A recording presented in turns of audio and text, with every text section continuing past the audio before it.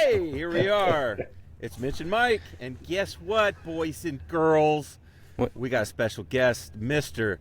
David Rosenthal from Global Voice Acting Academy and all of your favorite commercials and everything he's done in all his life. David, thank you so much for joining us. Are you kidding? Yeah, You guys are my peeps, man. we're two of Yeah. your favorite pupils. You Yeah. are. How could you not? Exactly. 1 and 2, Dumb and Dumber. You know, Thing one and thing two. Thing one and thing two. There you go. Okay. We joke around all the time that we name drop you so much because you've been a big part of this journey that we've both had so far. GVAA has. I wouldn't be here doing this. I wouldn't be, where I am in the industry if I didn't have that initial consultation with you a year and a half ago. And Wow. so really, really appreciate you. And likewise, Beck. Yeah, I like that I'm being dropped all the time. Yeah, we dropped that name. You and Bill Ancio. It's as if Yeah. Bill Ancio is the other CEO of GVAA. For the amount of people Bill's a that great wanna guy, touch. man. He really is. He's so smooth too. He was on the. Those of you listening who aren't part of GVAA or don't know, David does a thing once a month or twice a month or whatever called Cup of Joe with David Rowe, and so sometimes I get to join because sometimes my day job schedule allows me to. And this morning we were on, and Bill was on. I hadn't seen Bill in a while. And he's so smooth. He said, David, I have a question. And blah, blah, blah. He starts talking, and I just kind of eased back and was like, there's his voice again. Yeah. He is the coffee for the day. Yeah. Just got that silky smooth Oh, voice. yeah, I he love it. does. Yeah. Please talk, Bill. Right, Anyway. Please. Well, now read we me the have phone you, book. David. Yes, and I can talk No. to you. Yeah. Okay. Yeah, you got a good voice And yourself. go. No.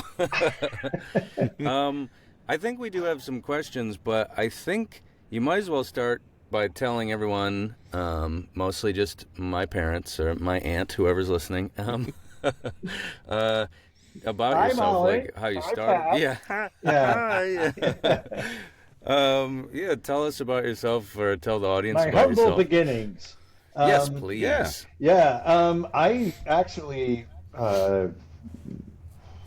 when I was about 13, I was cajoled into performing in a musical, Fiddler on the Roof, which I was 13 at the time, but I was playing Tevye. Oh my God, if I had a picture right now, I could show you. I looked so good. I mean, I looked I can old. see your just reaching puberty self going, if I were a rich man. Oh no! You have to understand. I moved into puberty quite quickly back then, and by the time I was 16, I was buying everybody beer because I could go into the local. It was a deli that sold beer, and I had a full beard and mustache, and at 16, and so Whoa. they never carded me. So I was the local guy who was able to, on a Friday night, help people out. So anyway, regardless to say, doing Tevye at 13, they made me just look amazing. And, they patted me out and everything. But it was something that I was not into in the least. I didn't even think about it, but once I had done it, oh my God, did I catch the bug. Yeah, I was sold. The relationship that I had with the audience, that the audience had with everybody on stage, became a religious, spiritual experience, right? It was just, how often do you and I had no experience of that before, but I knew that was a very special happening, and that I wanted it to happen again. So once I got into high school, etc., I was doing all the plays and the musicals and stuff like that. And I originally had gone to, I was also writing a lot at the time. I had originally gone into college to become a writer. And was not able to get into all the writing classes that I wanted to. And there was a theater class, and so I started doing theater there because that seemed like a logical, way station until I could get back to writing. But I started booking all the major roles there and getting a chance to, and that was up in New York, so I was able to really meet up with a lot of amazing people there. And that so it kind of like swayed me over in that direction. I mean, I still write. I never gave that up, but it wasn't the way I ended up making money. Where'd you go to school? I went to school at Sarah Lawrence College, which is a small liberal arts school up in Westchester County, New York, about half an hour outside of New York City. I tell the fun story of, so this is dating me and many other people. You may not know of these people, but Joanne Woodward was an amazing actress. She was married to Paul Newman. Yep. And Joanne Woodward was getting her master's there while I was getting my bachelor's. And so after in theater arts, and so she would come into some of my classes and just ask to do some improv with us.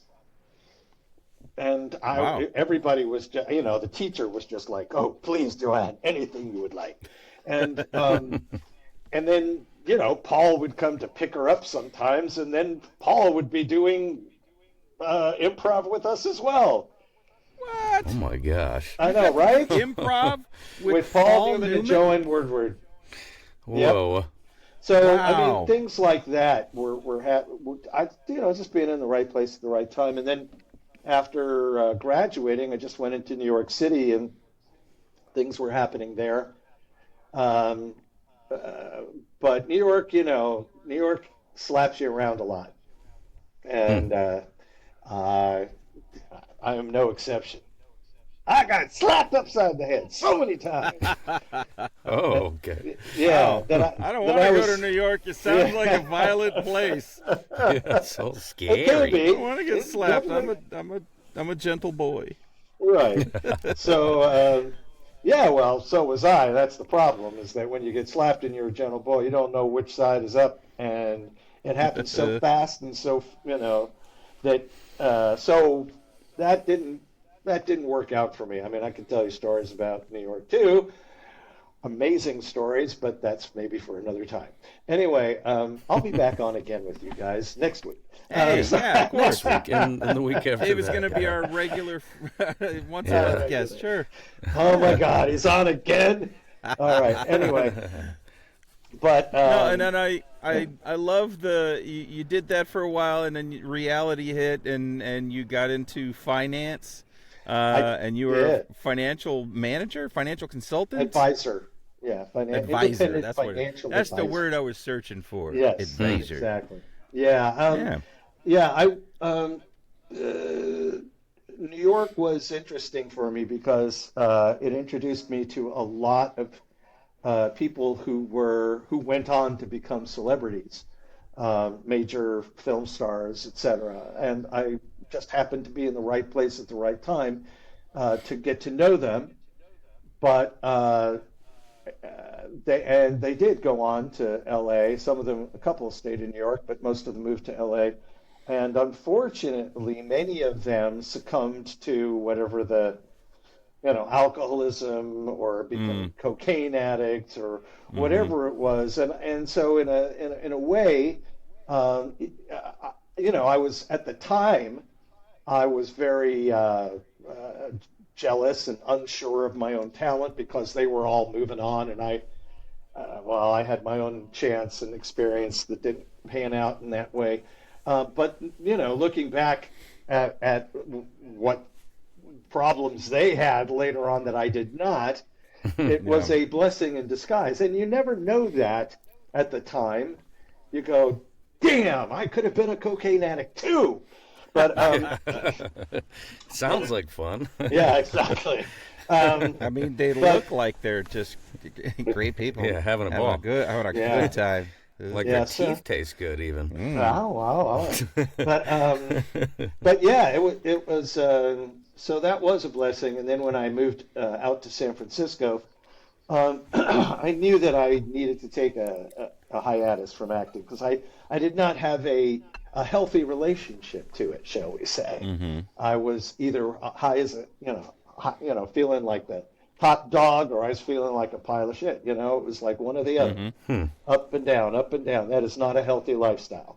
And so I knew that this was not good for me, and that my sense of self-worth was all caught up in whether I was booking jobs or not. And, so I actually gave it up for 3 years before I got back to it again, and started acting regularly until my son was born. My first child was born, and, the first words out of his mouth were, "Get a real job, Dad." And, so I became a financial advisor. Dad, we need heat. Exactly. I'm what do you cold. what do you think?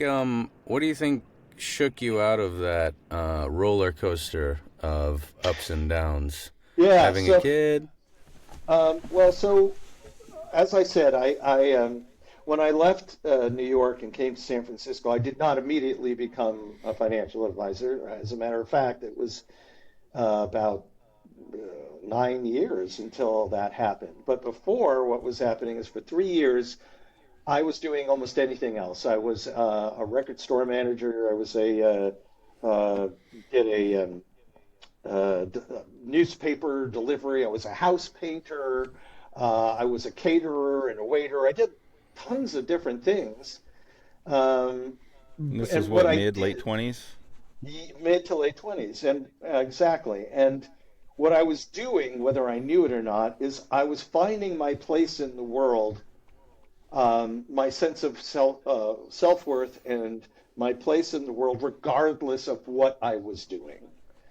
Hmm. Right? That Okay. it Yeah. didn't depend on what it was doing. It depended on who I was and how I was relating to the world, no matter what I was doing. And that was a huge, huge, important uh, time in my own growth, and it was necessary. I kind of had a nervous breakdown as well at that during over Mm. the course of those three years. And allowed myself to do that um, in a very healthy way. I was seeing a therapist at the time, et cetera, and trying to take care of myself. But the interesting thing is when I did find that sense of self, and I had reclaimed it, and asked myself, okay, so what do you want to do with your life? It was acting again. But it wasn't acting that I had to do in order to support my sense of self, sense of worth. It Mm-hmm. was it was acting that I wanted to do simply Hmm. because I knew that it would make me happy. If I could act, it would make me happy, and that it wasn't the money, it wasn't any of that. It was just the simple act of being in front of people or behind a mic that made me really enjoy the rest of life. And so I approached it from that thing, from that stance of like, okay, so I don't have to do this. If I just, it's kind of fun. And so all the intense uh, uh, need to do that was gone. Hmm. And because it was gone, there was no pressure for me to have to book everything. And so, interestingly enough, in doing so, I became so much freer. I was never feeling, is this what Uh-huh. they want? Is that what I should do? Oh my God, if, oh, the guy said I was great. Now I just need this. I need this. No, none of that had all gone. And it was just this really happy-go-lucky guy doing ridiculous things in front of a camera or behind a mic because I was doing it the way I wanted to do it, not the way I thought I should do it or the way I thought somebody would want to see me or hear me do something. Man, all of a sudden I was booking all the time. Sometimes, yeah, you relieve that pressure off yourself. Yeah. And so many of us in this, whether it's in front of the camera, whether it's behind, the mic, whatever, it's an important thing. And I think, it's one of those things that you told me early on was that it's got to be something I love. I've got to be doing this for me. I've got to be doing this not for the paycheck, not for the job, but because I enjoy doing it. And Right. that's sustained me, because I could have easily early on, when I hung up the shingle and I decided to go live, or even, last year when we were preparing, when it was, I'm not ready yet, but I'm doing all the things I need to do. There could have been a point where I'm just like, what's the point? Why am I doing this? I'm not making any money. I'm not getting. But Mitch and I talk about it all the time. We just have a heck of a lot of fun standing here behind this thing, doing voices, whether it's character work or whether it's a good commercial read or whether it's audio narrator, whatever. It's just fun to get behind the mic and do the recording. So, yeah, Isn't it? if you're, it's so much easier to sustain and to keep going when that's what I'm doing it for, and it's not. And the community. And I think that it's really important to where there he is. Yeah. Yeah, no, all good. He's tired of us already, Mike. No, I was saying the community helps too. You bring that community with yourself. You bring an entire community to people. Yeah. In their booth, in their living room, wherever they're acting. It's I feel lucky in that way too. I have a ball just acting, and it's really no stakes. Right. Nobody in the industry is going to listen to it. We're just playing around like kids in our bedroom, making stuff up. It does sometimes though feel like there's the specs wall, and then the I'm having a ball wall. And sometimes I'm gripping so hard on the specs. I must be to have fun. 60 years old today. Right. And then on the other side, it's like, I must have all the fun, and I don't care what you say. I'm not going to say the product name. Right. I'm going to have fun. Obviously, you got to stay in the middle and not get squished. But And always, that's always one thing I say had a the little product trouble name with. But correctly. Yeah, that you have David, Yeah. I messed that up recently. At some point in this, as you were doing the work, as you were growing in the craft, in front of the camera, behind the camera, and or behind the mic, and I don't know at what point you got into casting, but at some point, a little more than 10 years ago, you and your pal Christina Malizia and whoever else was involved got this harebrained idea to help brother and sister voice actors. So how did that come about? That came about because I think both Christina and I were bemoaning the fact that sense of community that we had always known by being able to go into our respective agents' offices and actually audition with other actors who were sitting around waiting their turn, or if it was there was a lot of sometimes dual auditions, meaning that it was a dialogue back and forth type of audition. And she would just pair you up with people and you'd have a grand old time, and then afterwards you'd go out and talk about whatever was going on in your lives. You'd go out and have a drink or go have lunch or something. And there was this incredible sense of community and belonging to something, a bunch of crazy people who just loved playing. And that had, with the onset of everything, the pandemic, but even before that, people starting to go into their own booths and stuff like that. I mean, the pandemic just hurried things along by about 10 years, but it was already moving in that direction. And so, now you would just be in your home studio sending off auditions all the time, and nobody had really figured out a way to recreate that community on a large scale and online. And we just thought, this is a perfect time for us to be able to bring people back and let them know that they're not alone and their voices need to be heard, and we're there supporting your choices and supporting the actions that you're creating for your own business. And we wanted to keep that mojo going. And so it was a really dedicated idea not to become what we became eventually, which was a company hell bent on helping other people create professional voiceover businesses. We Mm-hmm. were there to make sure that the resources were there for people to make really intelligent choices about how to move forward in voiceover. And that's why we invited some of our, uh, longest lasting coaches into the fold and started having classes and webinars and stuff like that. Um, and it's slowly evolved into what it is today. Uh, and I couldn't be prouder of what we are. The fact that early on the rate guide was created. Christina started that, and then I was involved, and David Toback, of course, was involved, and then Mm-hmm. we kind of let David Toback take on a lot of the day-to-day after a while.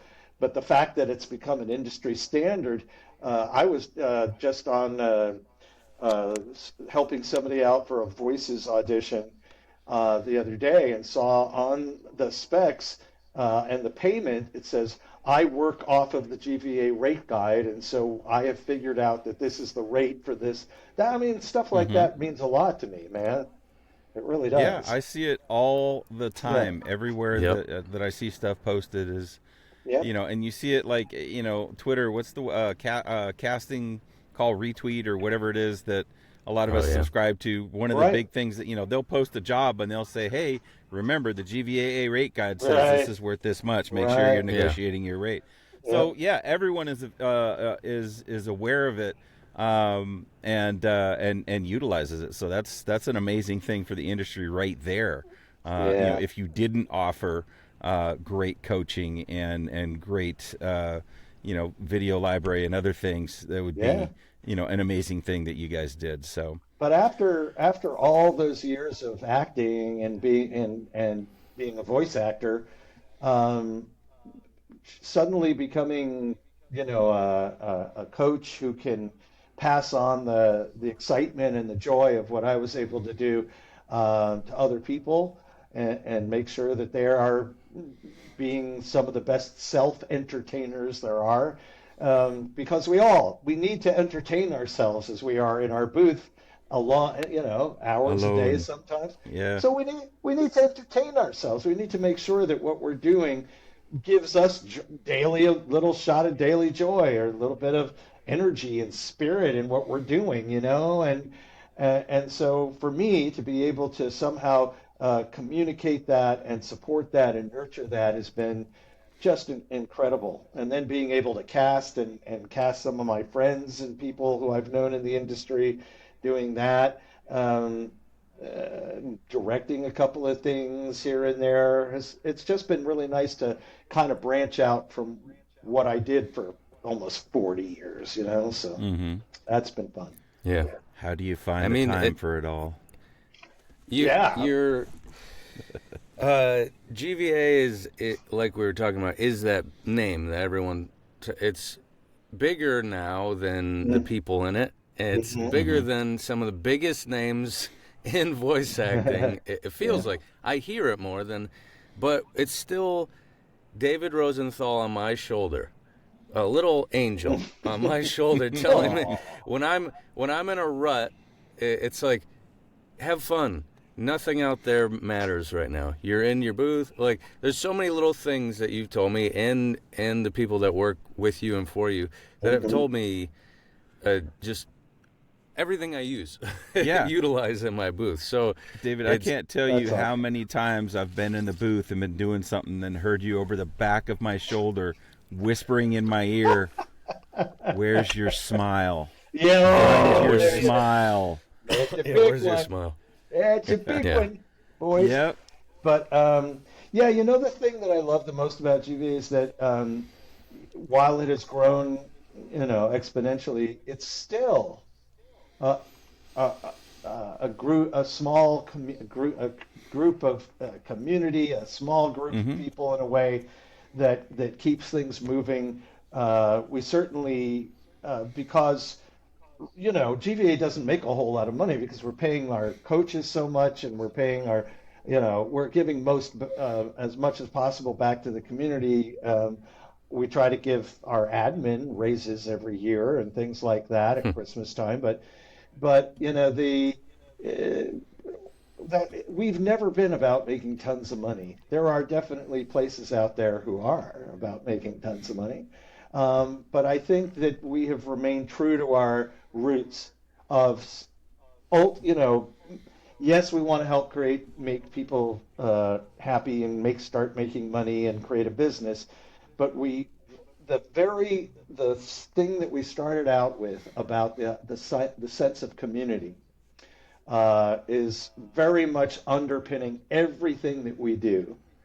That there are no egos here. We don't need any egos here. We need a lot of people helping each other out and playing with each other and enjoying the fact that we're all around together at the same time on this earth. Let's have a great time doing it. That is kind of the underpinning of everything that we do at GVA, and that's why I love it still. It has not gotten too big for its britches like other places I won't mention. We appreciate that. They might be here tomorrow or whatever. Yeah. That's right. Yeah, well, and that's one of the things that we appreciate about GVAA as well. And you mentioned it on the Cup of Joe this morning, the meeting you had this morning.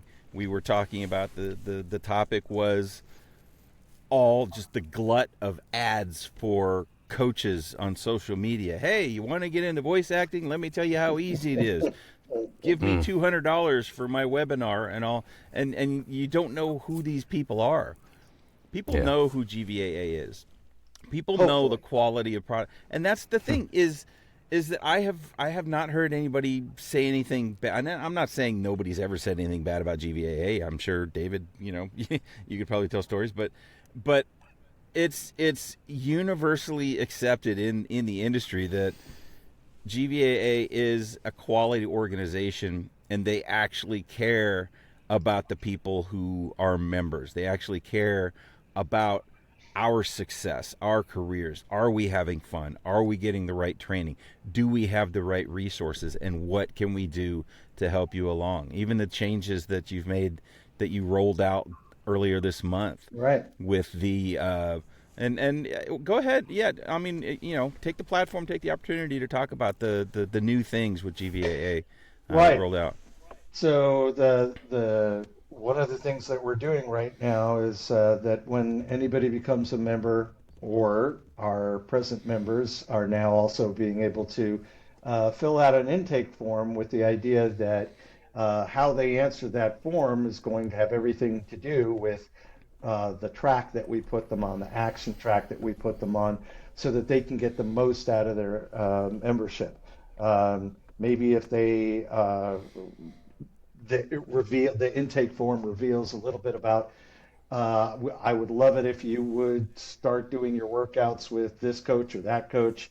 If you haven't tried them, to kind of move into that area a little bit more, to expand this kind of thing.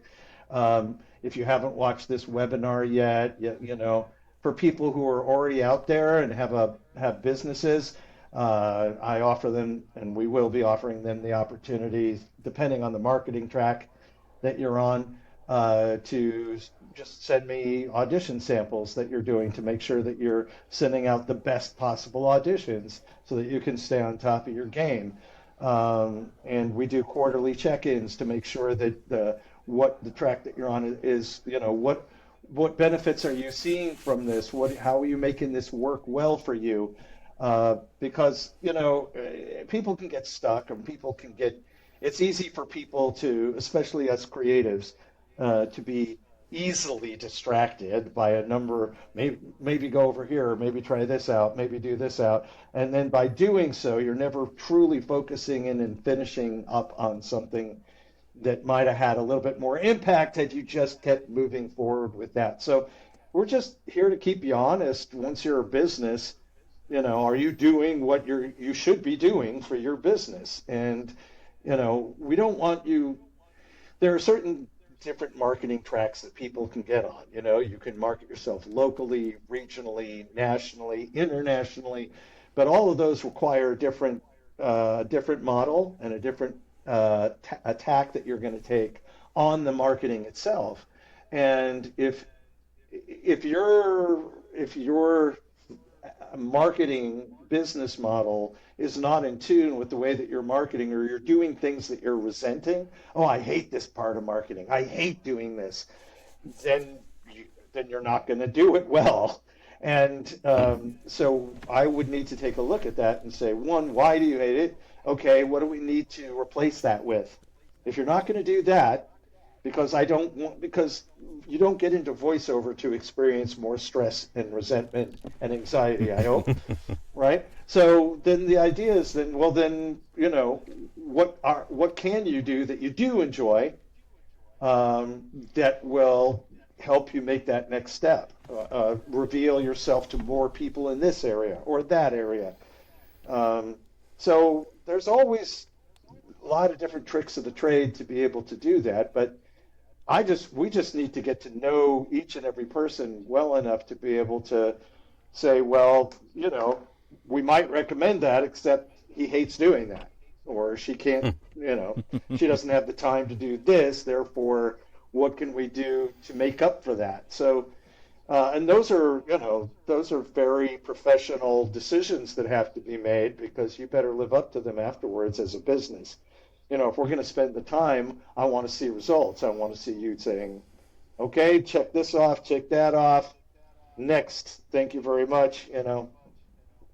So that's hopefully what we're going to be moving towards, is a very dynamic, active way of working with your careers, wherever you are, even if you're just beginning, that we set you on the right course from the very beginning, so that you're always enjoying what you're doing, right? Yeah. I'm in. That's something that when we first start out, it's like, so what's the first thing? Do I buy a bunch of shit, or do I, which of the 100,000 coaches do I choose from? Right. Do I go budget? Go to coaches.com/budget, right. Or do I? And I was lucky enough to choose Steven Riesberg as my first coach for my first 30 sessions. Yeah. I think I did a whole year of sessions or something with him. And I was lucky enough to choose David Rosenthal. That guy. Rosenthal. Right. Yeah. I've heard really good things about him. Yeah. He's a nice dude. Yeah, he's a good guy. Good guy. But So there's a lot of people out there that are just, they don't know where to go, and they see the ads, or they, somebody points them to some TikTok that tells them to go to Voices and sign up for a free thing, and just that's how they're going to do it. Get lost. And they get lost. And so I consider myself very fortunate that I was pointed to you in the very beginning. Mm-hmm. And I don't know if you remember, I had that first 15 minutes with you, and I said, David, I want a no BS assessment. I want to know, do I have something, or should I just walk away? Because I don't want to invest time and money into this if I just don't have a future. And so I appreciated all the feedback you gave everybody me. Out there, I don't know if you haven't yet, you should listen to these guys' demos. You should go to their websites. You should listen to their demos, because they are fun. They are good ass demos to listen to, and no bias whatsoever. No, I feel really proud. I feel really proud that I was involved in those, because they hold up incredibly well, and they do let everyone immediately hear your talent, and they showcase off all the best aspects for both of you. No, everybody should go listen to these guys. They are. David, I'm going to be honest with you. Yeah. On live TV right now. Yes. Sort of like. When I got my demo, it was as if I heard myself on my voicemail. Yeah. I'm like, that's me? Like, what the heck's going? I'm like, that sounds so weird. And then everyone I showed it to was like, whoa, that's you? Holy crap, I thought that was an ad I was listening to before I heard your demo. Like, before the demo was running, an ad was running. Oh, no, that's Mitch. And then I put it places, and I get a lot of amazing feedback. there's just something about me listening to my own thing and it's not working out. It's But not just I you. can attest to okay. Well, I can I attest will. to it does hold up. I really Yeah. appreciate it. It was so fun Yeah. hanging out. Yeah. Mm-hmm. And Heck he was yeah. telling. I didn't realize he flew to L.A. when Mitch flew to L.A. when he did it. I just had you in the booth with me via Skype or via Yeah. Zoom or whatever, which was great enough. And I forget. Did we have dinner when you were in Dallas before or Yes, after we did my demos? it was just after, I It was believe. after, yeah. Yeah. So yeah, I think I cut him in July and you came out in August. So, August. but yeah, I don't think I ever told you this. I mean, I know, when I first started out and you first started coaching me, and I thought everything needed to be a character, and you were trying to get me to find my natural voice, and and trust my voice, and I didn't for so long. And then when I got into that booth at that studio there, and then you joined, and I did, and I cut the things, and you had me, drop and do everything. And okay, I got it all, great. When we hung up and I walked out of that booth, that engineer looked at me and he said, "Man, that was some good stuff." He said, "I hear that was like professional level character work and stuff. I don't hear professionals do that." And I was like, "Wow, thanks, dude." And I knew, I walked away going, okay, because I knew I was not there without you. I knew I was nowhere there without you. So I was like, okay, all this work and all of these sessions that I did with David, they've paid off, because I felt like, okay, I'm here. Oh, you're there. And then when I got the final product back from you, holy smokes! Mm-hmm. And like Mitch, I'm like, that's me, and I would play it for friends, and they'd be like, I could hear that on the radio right now, or I could hear that, and it's just really, really, really cool to get there, and it was really cool of you to get me there. So Right on. yeah. I mean, it's my passion. It's my passion. And I can tell pretty much right off the bat who has it and who doesn't at this point in my life. I'm very rarely am I surprised one way or the other about people who end up making it somewhere else or whatever. It just doesn't usually happen. And it's fun at this point in my career. I kind of get to choose who I want to work with, because sometimes it's like pulling teeth to get them to go where they need to go.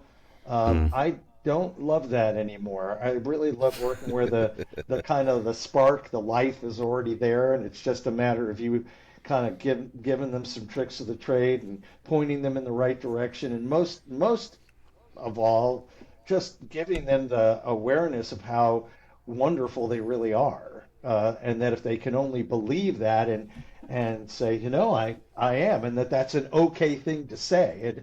It's not ego. It's an acknowledgement of our God-given talent and our ability to run with that and play with that. That's where I love spending my time these days, is with people like that.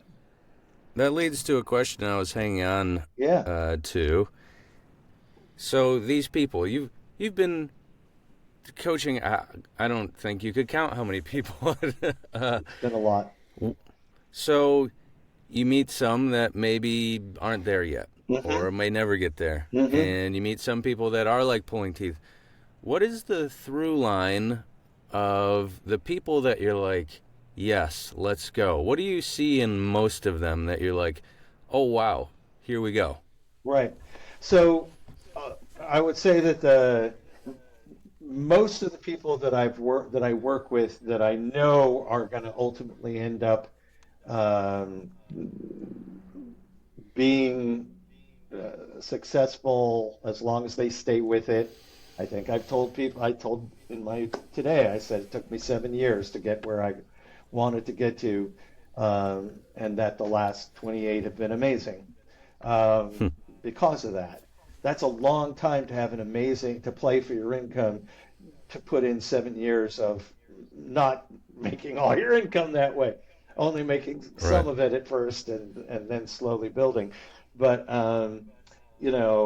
after all that time, I can hear that people have to have an innate want to play again as not as adults, but more like that wonderful relationship that you have with the world, where the world's playing with you and you're playing with the world and you're open to that. I think that all of us get smacked around at one point or another, uh, and we're being smacked around when we, as kids, usually when we don't have any defenses up, we're so unconscious in the way that we're playing with the world that when something or somebody smacks us and goes, "Shut up, stop that, grow up," and all that it's Mm-hmm. such a traumatizing experience that we actually do put all that stuff away because we need love, we need acceptance, we need acknowledgement, and um, and I feel like the people who have done that important journey back to reclaim that sense of play, um, even amidst all the muck and the mire of having to go back into that trauma, but have they been able to go back and say, no, this is mine, my right to play? I can feel that. I can hear that. There's a relationship that people have to the world which is healthy. It is strong, it is vibrant, it is vital in very important ways, and that this very judgmental thing that we are constantly having to fight off is less of a problem rather than more of a problem.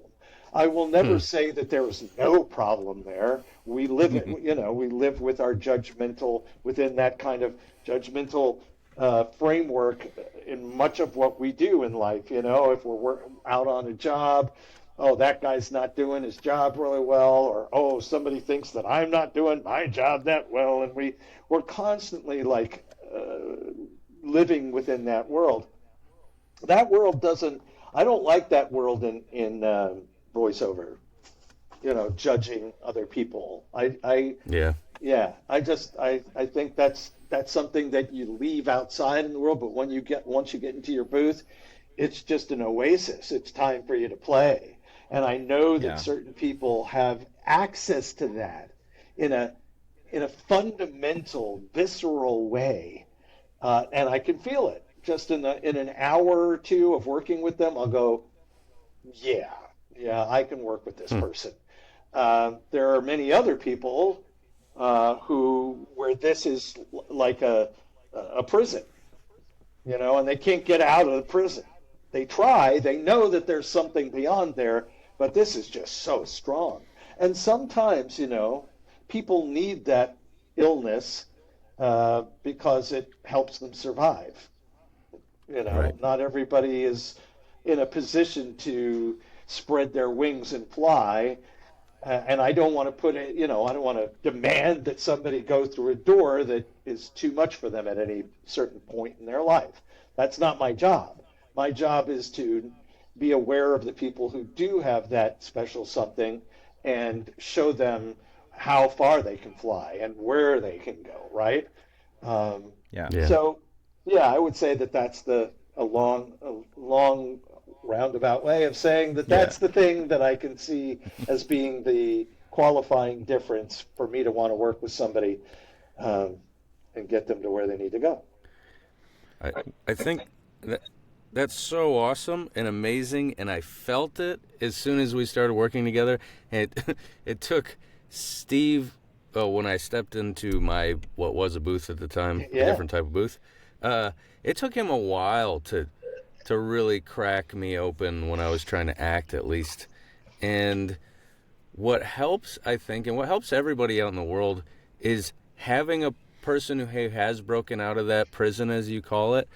And if that person's playing a little bit, you can start to see people who don't play get in on the fun a little bit. So I think that's where you and Steven and David and Sean, Yeah. everybody, Yeah. I've never worked with Christina, but you feel it from you. It's like, oh, my turn.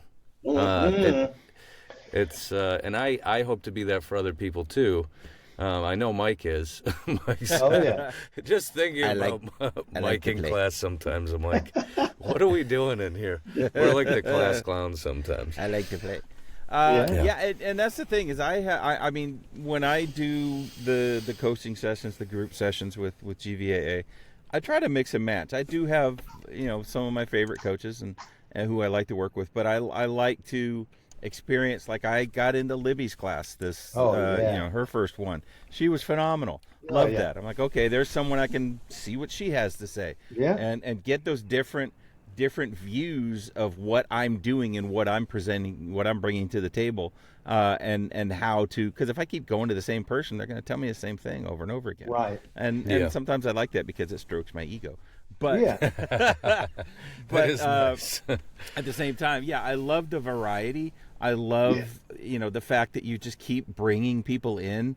Getting Libby on, getting Tim Powers in, getting some and constantly giving the members variety and good coaches. Across the board, like Mitch said, coaches who do like to have fun when you're in the sessions together. They want to see you having fun. They will call you out if you're not. And they'll pull you back and if there's somebody that comes in and they're kind of like unsure and kind of have that Eeyore complex, they're like, hey, you need to remember that we're doing this and we're having fun doing this and shake it up. Usually they're able to pull that out of it, and it's just so neat. I've gotten such a great experience across the board from the coaches there.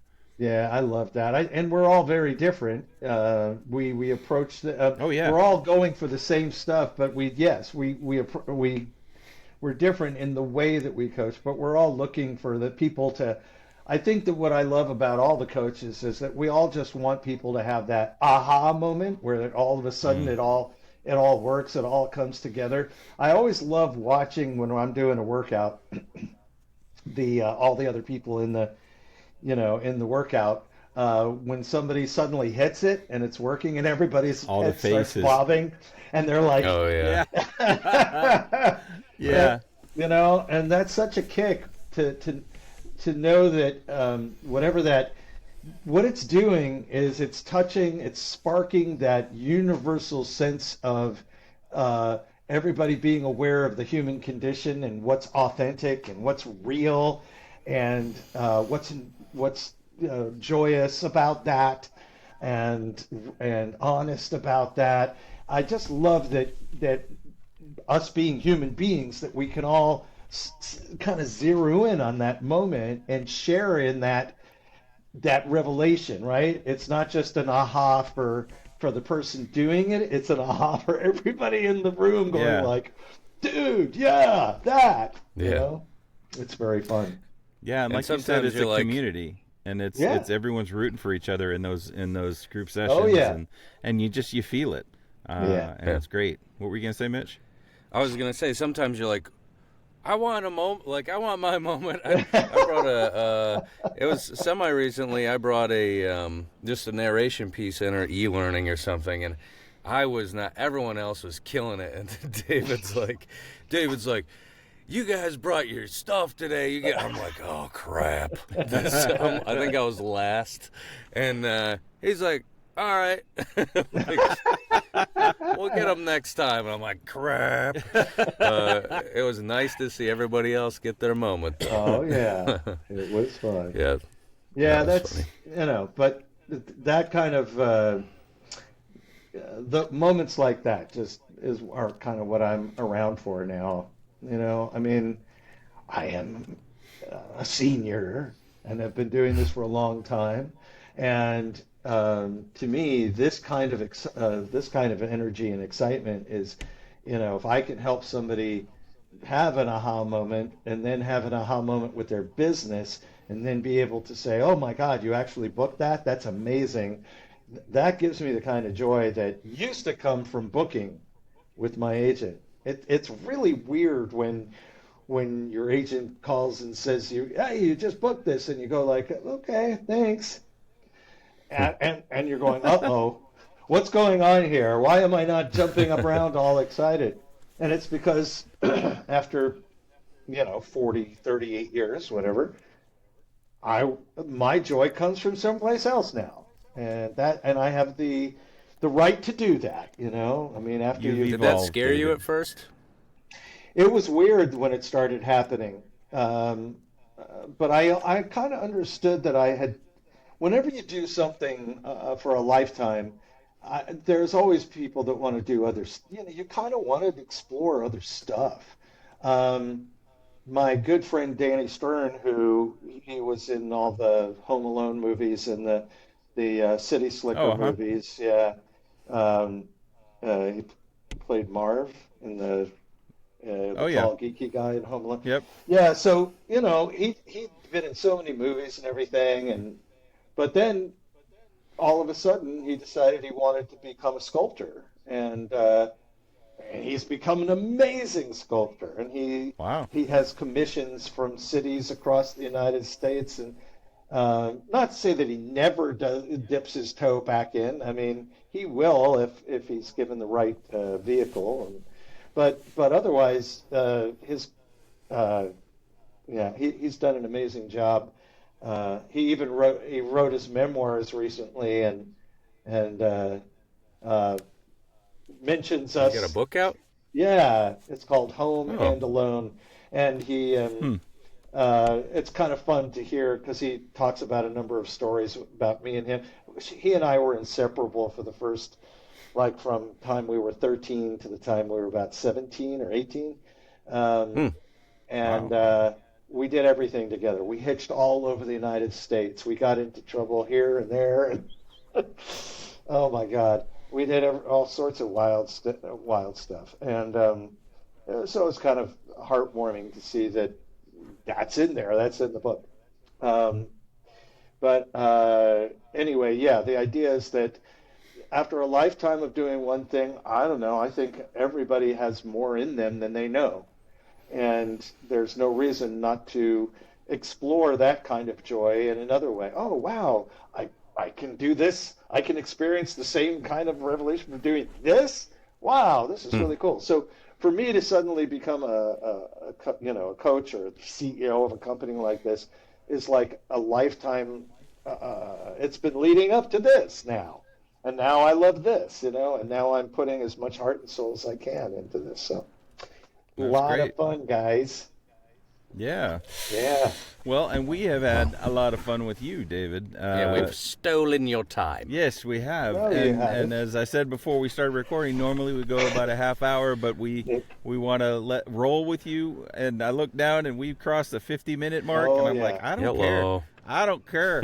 This is a great conversation that I don't want to Oh, end. hell I yeah. know. You guys, I you could slay cry. me. You just slay me. You Oh, kill me. thanks, man. You kill me. You make me dead. You just make me dead. This is a terrible revelation we're having here. Illustrious voiceover coach David Rosenthal dies during podcast. News at 11. He had been slain by two men. And No, yet, David, with a big we smile on his definitely- face. Yeah, at least he had that smile. He found his Yeah. smile. Oh, yeah. We got to do this again, though. Really Oh, yeah. appreciate you. I'll do this and anytime with you just guys. again, Yeah. for anyone who's listening to this that doesn't know about David and doesn't know about GVAA, just go to globalvoiceactingacademy.com. Check it Actually, out. it's globalvoiceacademy.com. We left out the acting part because, globalvoiceacademy.com. yeah, just because it got too long, the dang thing. I have to Yeah. type Well, more. you can. Right. If I Long. say it wrong, you can Google it. If you just type GVAA, in Yeah, Google, there you it's go. what will Yeah. come up. So Yes. Google That's is a right. wonderful thing. Yes. But yeah, I mean, well worth it. Mitch and I have both gotten so much out of it, and we know so many other people who have. So, just really appreciate you, David, personally in our lives for what you've done for our careers, Right on. and globally for the voice acting community. So, Thank you, sirs. Speak really for yourself, appreciate Mike. Mitch doesn't like I you as take much. it all for granted. So next time we Okay. have you back, it'll be the Mike Pelletier podcast show. And it'll just be you and me, Dave. You guys are just a stepping stone for my career. Right. Okay? So is Mitch still on the street, Mike? I mean, come on. Yeah, last I saw him, he was living in a cardboard box. Right. He turned the cardboard right. box into a studio, but it was. He's recording in it, but he's Is that also thick? living and walls. pooping in it Yes, as well. corrugated cardboard. Anyway, I will. I'll look forward to being on your show again sometime. Okay. Yeah, good times. Appreciate it. To Yeah. anyone listening out there, thank you so much for listening. We'll talk to you later. Good Bye, night. guys.